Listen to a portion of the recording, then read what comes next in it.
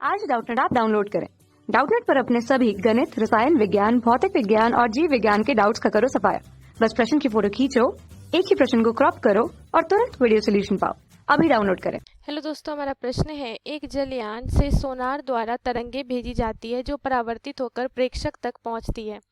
आप कैसे पता लगाओगे कि तरंग चट्टान से परावर्तित हुई है या पनडुब्बी से। ठीक है, तो देखिए कोई जलयान है यहाँ पे, ठीक है, और ये सोनार क्या होता है, ये ध्वनि तरंग उत्पन्न करने की एक यंत्र होती है। ठीक है, तो यहाँ से क्या हो रहा है कि एक जलयान में सोनार मतलब लगा हुआ है और उससे ध्वनि तरंग ये उत्पन्न हो रही है। ठीक है, ध्वनि तरंग उत्पन्न होने से तो यहाँ पे क्या है, मान लीजिए ये मतलब जल है, ठीक है, इस तरह से, और यहाँ पे क्या है, एक पनडुब्बी है, ठीक है, और एक हमारा क्या है, यहाँ पे मान लेते हैं ये कोई चट्टान है। ठीक, ये क्या है, चट्टान है, और ये क्या है, पनडुब्बी है।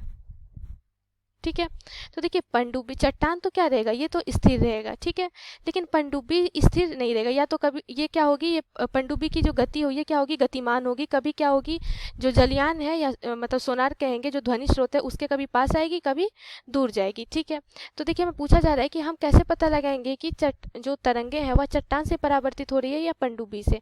तो देखिए अगर तरंग जो होगी वह चट्टान से, अगर चट्टान के पास पहुंच रही है और यह परावर्तित होगी, प्रतिध्वनि जो जिसे हम कहते हैं, तो ये क्या होगी, इसके आवृत्ति में कोई बदलाव नहीं होगा। मतलब इसके जो जिस आवृत्ति से यह क्या होगी, ये जाएगी, उसी आवृत्ति से यह वापस लौट करके आएगी जो प्रेक्षक को सुनाई देगा। ठीक, अर्थात हम कह सकते हैं अगर सोनार की जो उत्पन्न ध्वनि है उसके लिए मूल आवृत्ति f है, तो जो परावर्तित ध्वनि होगी अगर उसके लिए हम आभासी आवृत्ति f डैश माने, तो इस स्थिति में जब चट्टान से परावर्तित होगी तो f बराबर क्या होगा, f डैश होगा।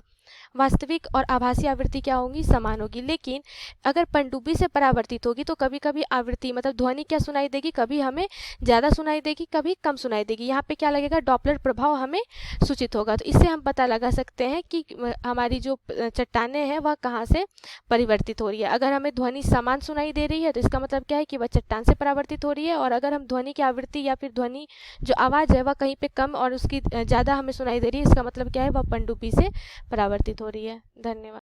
कक्षा 6 से 12वीं से लेकर नीट, IIT, JEE वो एडवांस के लेवल तक 1 करोड़ से ज्यादा छात्रों का भरोसा। आज ही डाउनलोड करें डाउटनेट ऐप या व्हाट्सएप करें अपने सारे डाउट्स 8400 400 400 पर।